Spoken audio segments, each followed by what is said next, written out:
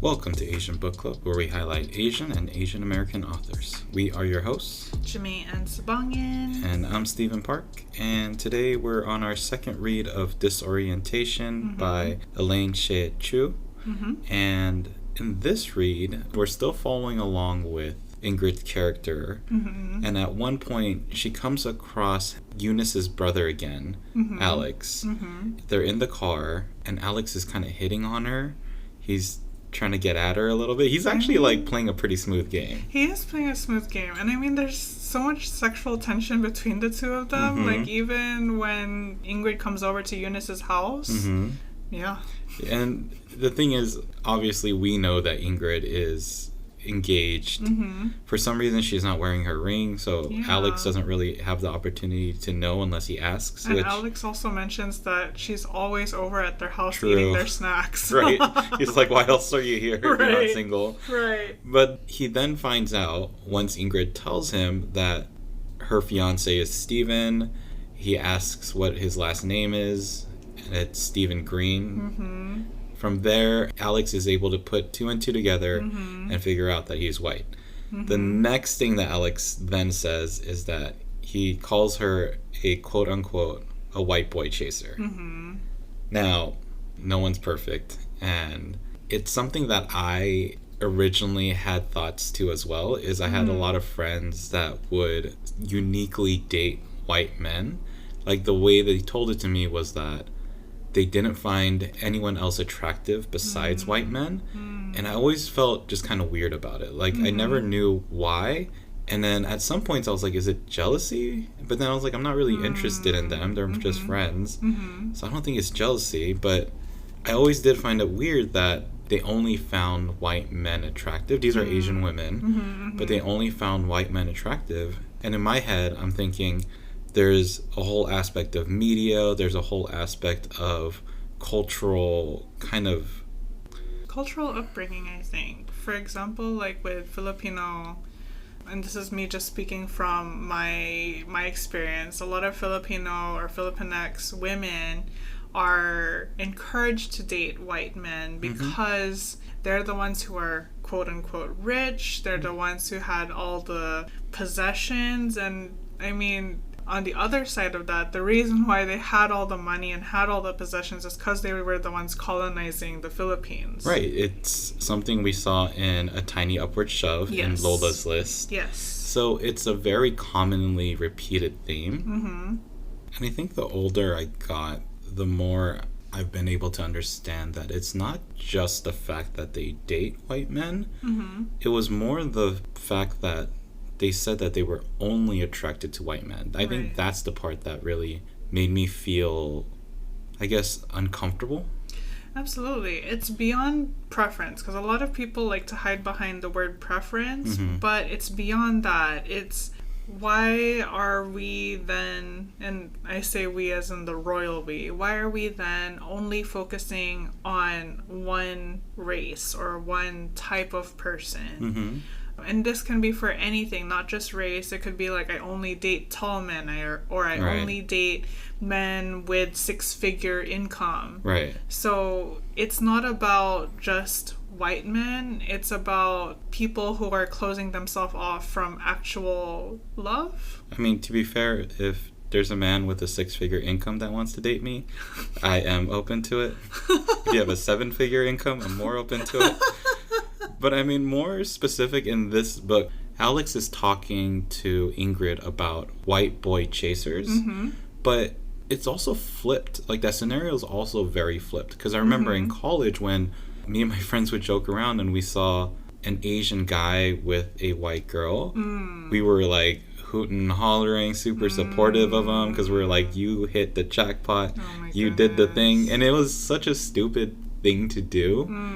But at that time, it felt very unobtainable. So when we saw someone that was Asian, that looked like us, that could do it, we were so excited for them. I know amongst some of my friends who are black, it's another big thing of dating someone who's white. It's a social status. It's very familiar to I think, how me and my friends saw Asian guys dating white girls. So it's not just one side of the spectrum. It's very much something that we have put white people on a pedestal. Yes. And I think that had become the issue that I was trying to reconcile. Absolutely. I do think that there's no issue with dating someone who's white. I mean, there's no issue with dating anybody. I think it's... Right. Race plays a big factor in it because it builds so much of your character and background sometimes. And it's also about the power imbalances and understanding that whenever we go out in society, regardless of who's white or who's of mixed race and whatnot, there are those power imbalances in society, and we need to realize that. Either power imbalances in society or expected power imbalances in the relationship. Yes. Like Michael and Sushi, which we're gonna get to. Get to, yes. But before we do that, let's check in with our recommendation of the week. So, for our recommendation of the week, we're going to be recommending a singer-songwriter named Kina Grannis, who we did see a live performance of her recently, and Kina Grannis is known for her easy listening and her covers, and I very much appreciate how open and honest she is, and that's something that we saw in her recent concert. She just started live performances again, and it was beautiful. It was so raw, and we also got to see her perform with her husband. Another thing that we're going to add on to this recommendation is considering being a donor for Be The Match. Specifically, Kina Grannis is trying to get people to register so that possibly people might be a match for Mama G. And for Be The Match, they are looking for those who can be either bone marrow or blood stem cell donor as well. You can learn more about how you can help at bethematch.org. That'll be in our show notes. You can also follow along on Kina Grannis' journey on Patreon at patreon.com/Kina Grannis. You can learn more about her work on her website at kinagrannis.com, and you can just see all the fun things that she posts on her Instagram at Kina Grannis. Yeah, and I agree with Jamae. The concert was amazing. Kina really kind of laid her heart out on that stage. Yes. The sad thing that I do is when people ask me leading up to the concert who I was going to see, I would always say Kina Grannis, and they were like, oh, I don't think I know her. And then I would always resort back to her role in Crazy Rich Asians. So I feel bad that I just keep saying that she's this one character where she has a lot of really great music. Yeah. And so definitely catch up with her, listen to her. She played this song during her set that was specifically for Mama G, and it was Oops, I Did It Again. And it was so beautiful. Her rendition was so different from any other rendition I've ever heard. Yeah, so that was probably my favorite song from her now. So go look it up. Yes. But that's Kina Grannis, KinaGrannis. And that's our recommendation for the week. Okay, so second read of Disorientation by Elaine Shea Chu. What do we know so far? So far, we know that Ingrid is very insecure, that she's trying to get through grad school and is faced with a dissertation for Xiaowin Chu, and it's not going well. Yeah, and insecure, but also extremely stressed. Right, exactly. As many grad school students are. Yeah, it's tough. Yes. So now we're getting into the part where she is doing a little bit more deep diving. She's getting mounting pressure by Michael, her advisor, and everything that we know up to this part has created this character that we can see so vividly and so clearly. But now we get into the story part. Yes. When we start this read, which is from pages 83 to 162 or chapter 6 to 9 for everyone, once we start chapter 6, content warning, it's not safe for work.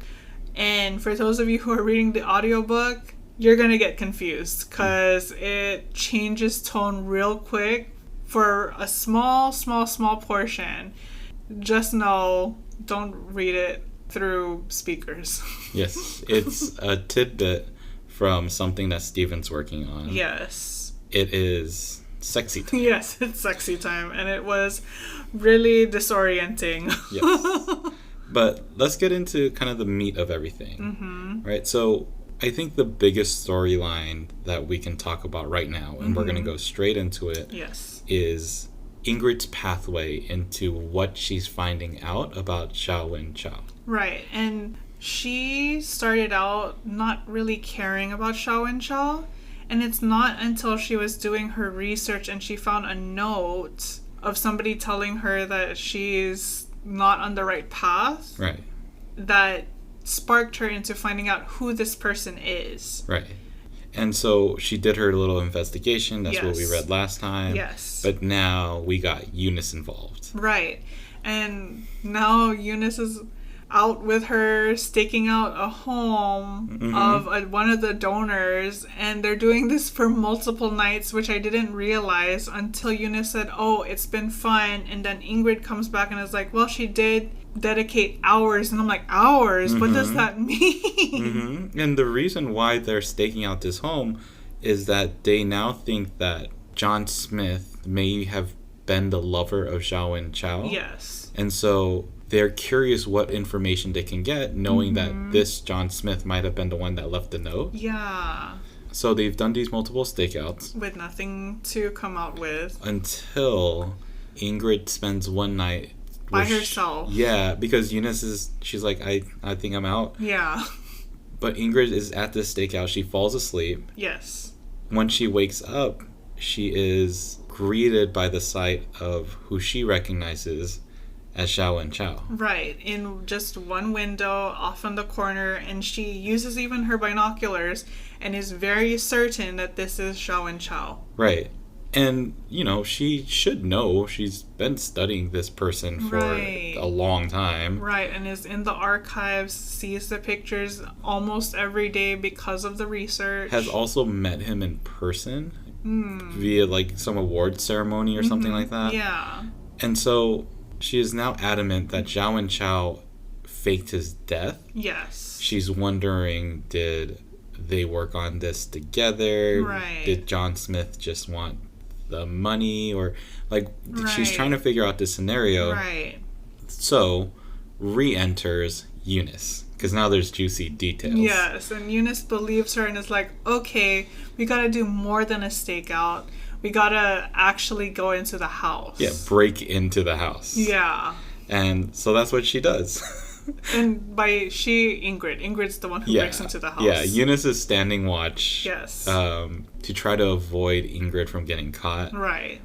Ingrid then is looking through different things. She's trying to find any evidence that Xiao and Chao lives there. Yeah. And then she finds this room within this house. Yes. Where there's a nightstand. And there's different types of makeup. There's these wigs on these little foam mannequin head things. Yes. And then she also finds that outfit. I don't remember the name of it, but it's like a traditional... Like a silk robe. It's like a traditional Chinese kind of outfit or robe.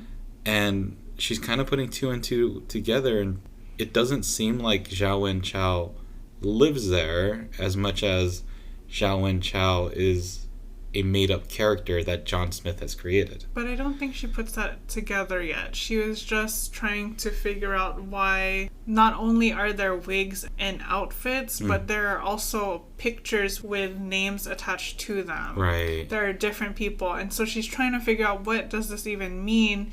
And then Eunice gives the warning that John Smith's back. So Ingrid hides... Right. Sees John Smith enter the room and slowly takes off makeup, takes off facial features, and realizes that Xiao and Chao is not even a person, but a character that John Smith has been playing for years. Right.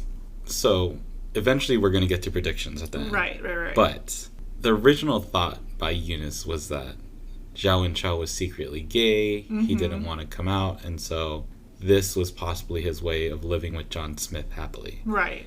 Now we have the theory that Xiao and Chao is a made-up character with John Smith using Yellowface to get all the limelight and everything. Yes. My only question is, and the reason why I have some reservations about all this, is because why is John Smith still dressing up like Zhao and Chao? So my thought was he's doing this so that he can get into Asian spaces. But he's supposed to be dead. Right, but I think that he might be going into these spaces knowing that they've never heard of Zhao and Chao. I guess so, but you got a black card and you can't afford another wig? Right. I guess. I don't know. But the first thought of Zhao and Chao being secretly gay, it just didn't really add up in my brain. Mm-hmm. I was like, of course there's a possibility because we don't really know these characters. Right. But for some reason I was like, oh, that's a very... I think it was the way that Eunice presented it, but it seemed like such a far-fetched idea. Right, like it was a big leap. Right. This one does seem more real. It does seem very much like a possibility.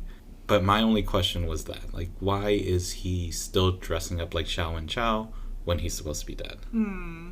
I mean, I think, just out of speculation, I think that he needed to fake a death so that there would be more popularity for not only his character, but also the character's work. Because if he kept coming out with works, he would have to keep, and we'll get into this a little more later, he would have to keep defending his work against those who are more, for the lack of a better term, more aware of racial reckonings. So that's the big story that we get from this whole situation. Yes. I think that's like the headliner. Yes.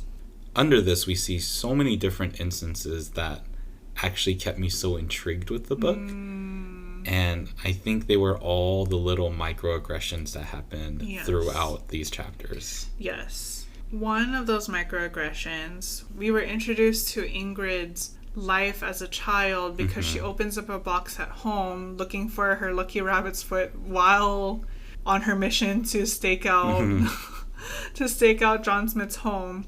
She opens a box and she's reminded of how as a child in grade school she avoided other Asian students. She had to enunciate her words, her R's and her L's. She was hoping for the same blonde hair and colorful eyes as her friends, and her friends all being white, and playing the character of Ying for them whenever they asked. So living this lifestyle of, these are my friends who love me, but they also make fun of me. I think page 111, there's a quote that explains it really well. That is, what had been her childhood, really, other than a 24/7 performance? She was always looking at herself outside of herself, measuring the pitch of her voice, the loudness of her laugh, the sway in her walk, how she chewed her gum, what to do with her gangly arms. Careful on the pronunciation of her L's and R's. She would never stumble over these letters like Jackie Ma, who was mercilessly teased by everyone. That hits so hard. Like, as someone who, like I said in previous episodes, I grew up in a space that primarily did have a lot of Asian diversity. But then once I stepped outside of that, going to different schools and stuff, I could see how all of these little movements seem to be judged. I always explained it because there was a part that I went to and I visited for a while, and it felt like it was 90% white, maybe 70-80%. But definitely wherever I would go, I didn't see any other Asian person. But when I walked into a brewery or if I went to a restaurant, I saw people looking at me, and it didn't feel offensive, it just felt curious. But then came the idea of, okay, what are they looking at? Like, what should I be doing? And it was a lot of self-conscious thoughts and just being extra aware of the things that I was doing. Yeah, totally. Definitely. Similarly, I grew up in predominantly brown community, but I do remember in high school specifically, one of my classmates being like, oh, they're the Filipino table, and talking about me and my friends, and it didn't make me feel bad that I was with my friends, but it also made me feel like, well, what's wrong with being Filipino then? And yeah, I think that's a good point, is that it doesn't necessarily have to be an Asian to white thing. It could be amongst different Asians, or a lot of different reasons. Exactly. There was one of the experiences that was mentioned in a book, and that was just a page before on page 110, and I thought this was the most egregious one. But it was, and this is a quote, sometimes it was unsticking the label from a new pencil box, slapping the Made in Taiwan oval on Ingrid's arm and howling. I was like, that's so effed up. That is. That is absolutely bad. Effed up. Yeah. But we see that. We see Ingrid's past and how it builds up to the person that she now is. Yes. She clearly doesn't have a whole lot of experience being amongst people that she can relate to in terms of her cultural background, or more than even just relate to, but celebrate. Yeah. And I think that's where we see that difference in how she moves on a day-to-day basis and feels so much more familiar with white American culture. Right, exactly. Another unfortunate microaggression that she faces in the present day is with Steven. And there's so much of it in these chapters where I'm like, this guy is not great. He is very much one of those white men who has yellow fever. First, the biggest alarm bells was when he became defensive all of a sudden when Ingrid was asking about his translating career. And this is on page 99, where at first they were just talking and discussing Ingrid and her reservations about her particular PhD route. Well, what was happening was that Ingrid was in a really bad spot with her current process of research. Yes. And so she was thinking about changing jobs. And so her line of questioning to Stephen was more, what made you interested in your job? Because I'm curious about how to get interested in that, or like how should I feel in terms of getting a job? Exactly.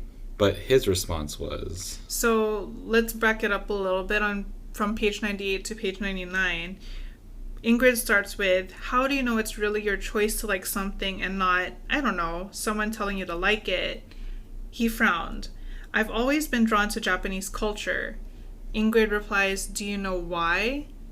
Why? He set down his chopsticks again and crossed his arms. Is it a crime to like Japanese culture?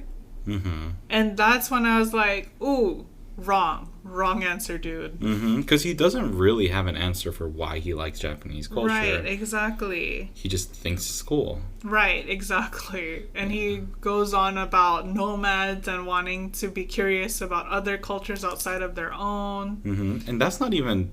I didn't think that was even the most egregious thing that he did. No, absolutely not. There was a point where Ingrid is going to a celebration with Stephen. Yes. And Stephen is, he's kind of the headliner of this whole thing. Right. Or at least he thinks he is. And then, so people are coming up to him, and then they meet these two people, one who is also a translator. A white translator. Yeah, and her dad. Now, there's confusion within this whole thing, because her dad automatically assumes that Ingrid is the author, who's Japanese. No. But once again, not even the worst part. The worst part is that Stephen then corrects him and introduces Ingrid as Chinese.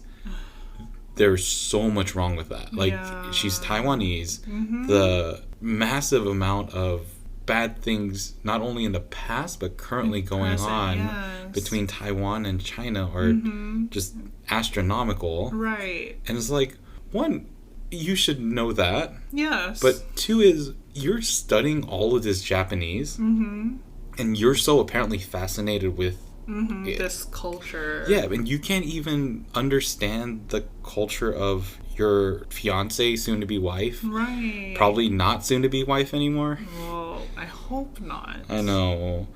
But then that leads to another big problem, because there's a part where Ingrid is taking Stephen to go meet her parents. Yes. And all of a sudden, Stephen has a surprise. Right. He tells her that he's downloaded this app because he remembers her mentioning that she felt like second best. And not only has he gotten all this Mandarin lessons from the app, but he's also doing these weird formal gestures towards them that he hasn't done before. That even Ingrid doesn't do for her parents. And she's like, how did you learn this? This is really weird. Exactly. All in one night. Yeah, and I feel like there are ways to do that appropriately. Yes. I think bowing to parents, no matter what your race is a very respectful thing. And I think it shows that you might know that culture. The thing for Asian cultures, I think. Yeah, for Asian culture. I don't think that's across all cultures. No, definitely not. But I do think he could have done that differently to where it could have been respectful. Yes. Instead, he kind of, I don't know, I guess some people could have said like, oh, he surprised her and like wanted to show affection in that way. But it really felt more like he went around her and then tried to look really good. Yeah. But once again, you just mistook Taiwanese for Chinese, and yet you learned Mandarin.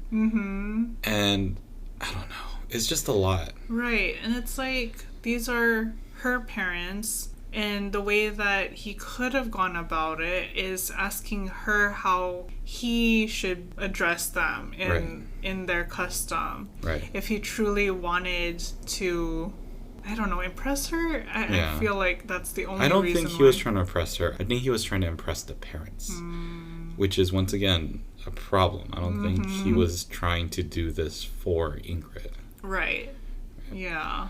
Well, this has a pretty major part into Ingrid's next step in her personal development. Right. And I think a lot of it is also met with resistance. She has a racial reckoning, and part of it is from Steven and his antics, and part of it is with Vivian and the things that she does with her own work. For example, one of it is the forum that she leads on Chinatown Blues, which is a play written by, not surprisingly, Xiao Wenchao, and how it's problematic that this white person is playing a role for a character named Mimi Lee. So when Ingrid attends this forum, Vivian gives house rules, gives a land acknowledgement, and then talks about how, or commands really, that the white people in the front rows give up their seats for people of color, which blows Ingrid's mind away. And she thinks that other people should be incensed, and it turns out that most people are agreeing with that. I don't know if it necessarily blows her mind away.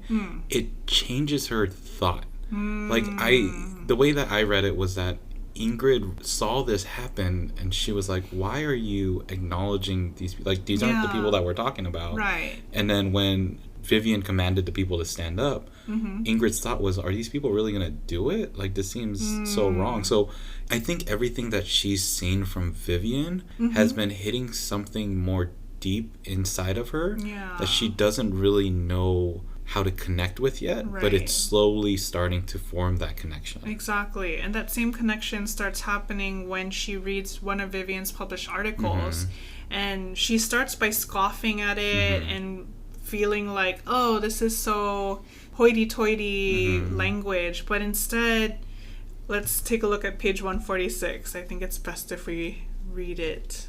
It says, but a curious thing happened as Ingrid read. Her scoffs became fewer and far between. Her cackles more like whimpers. Her sputtering not out of condescension but bewilderment. By the end of the article, a seed of doubt had been planted in her. And so this reckoning is starting to build inside Ingrid, and to the point that she's seeking out Vivian's help. And I still think it's unknowing. I think that line of a seed is being planted inside of her. I think that's the greatest image. It's not that she is now metamorphosized and exited a cocoon. Right. It's like something inside of her is telling her that this seems like the direction that she should be going, or not even should, but maybe she's interested in exploring it. Right. Which is why she ends up attending a protest with Vivian and her girlfriend Zoe.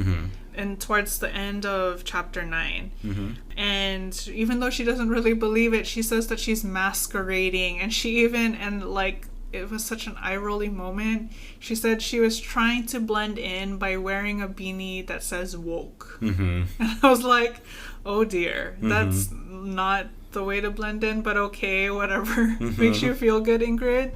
And how Zoe asked her, what are you going to write on your sign? And she said, I hate white people. Yep.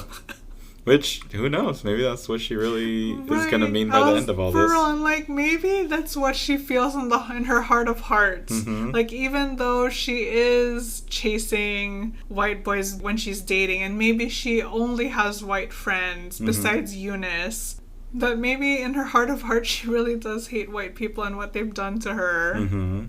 Speaking of Eunice, there's a really sad part within this, which I hope they resolve happily. Hopefully. But Eunice comes to this protest. Eunice sees Ingrid with the sign that says, I hate white people. She has also been rejected a couple of times when she's offered Ingrid to go hang out together. Yeah. So when she sees Ingrid at this event, it feels a little bit like rejection. Yeah, absolutely. And especially when Eunice asked her if she was going to come along with them. Right. And Ingrid was torn. Like, should I leave her? Should I just drop my sign and go? Knowing that that is one of the issues that they're protesting against. Or should I just stay with this crew and let Eunice go? And that's what she chooses. She chooses to stay with the protest. So, speaking of rejection, there's a big old rejection that happens in this book. And that is when we find out that Michael and Sushi end up getting a divorce. Yes. And I'm so sorry if I said that name wrong. I tried my best. But this one was bad. This was like a terrible full exposure of Michael for who I genuinely thought he was. Already knew he was. Yep. So Ingrid walks in and Michael's depressed. Things are happening. But Michael then goes into the whole topic of how he met Sushi, like what his expectations were, which is pretty much for her to be subordinate, to do whatever he wanted her to do. He listed things. He said that she got an allowance, that she got 1 day off a week, which I don't get what that means as husband and wife, but whatever. And like how she never thought about human rights before, and that she folded his clothes before they made love. Right. So one of the lines that he said was, the way she held her chopsticks, the way she walked, her little feet floating above the floor, she was too modest to even look me in the eyes. But what was the point in marrying a Chinese peasant if she was going to get all these ideas in her head? Equality, respect, independence. It's outrageous. What the heck? That's the worst. And I'm pretty sure a lot of people who, and by a lot of people I mean a lot of old white men who go to the Philippines, are also looking for the same exact thing. And it's kind of bringing us back to the intro of this whole thing, that Michael was the kind of person that made me upset when I would hear my friends say that they were so specifically attracted to white men, because these were the white men that I was kind of wary of. Exactly.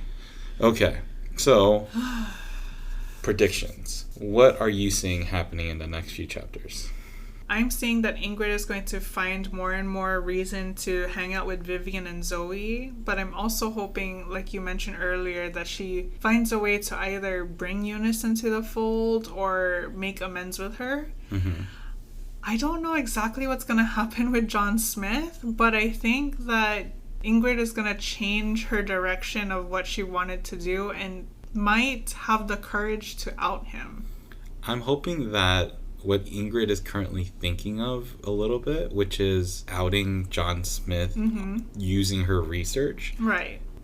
But she's just been a little bit too afraid to do. Right. I'm hoping that that's the direction that she decides to go with all this. Yes. But I don't think that happens in our next read. I think that happens kind of towards the end. Yeah. Okay. I think what she's going to go through is kind of like you said, this racial reckoning, this racial awakening. I think she is going to start spending more time with Vivian. This seed that has been planted inside of her of feeling like things are a little bit off is going to grow. Right. And yeah, I think she's going to end up becoming a whole new person by the end of this book than she was at the beginning. And at some point she's going to leave Steven. I just don't know. I'm hoping that it is within the next few chapters. Yeah, and I think if his name was spelled with a V, he would have been a lot better person. But what are we reading next? So our next read is from pages 163 to 247 for those who are following in the hardcover. But for everyone, we're reading chapters 10 to 13, entitled Traitor to Exhibiting All the Usual Signs, which is us finishing the winter quarter and starting the spring quarter section. Right. And so for anyone that wants to join in on the conversation, if you have any thoughts on what you think is going on with Xiao and Chow, or what you think is going on with Ingrid, Yep. how can people get in touch with us? You can email us at asianbookclubpod@gmail.com, or you can DM us or join us in the conversation in the comments on Instagram at asianbookclubpod. Yep, and we also have our website, which is asianbookclubpod.com, which also has our bookstore, where you can see our current and past and future recommendations. Make sure to follow, like, and subscribe. Yes. But also make sure to be happy, be healthy, and read a book. Ingat. Bye. Bye.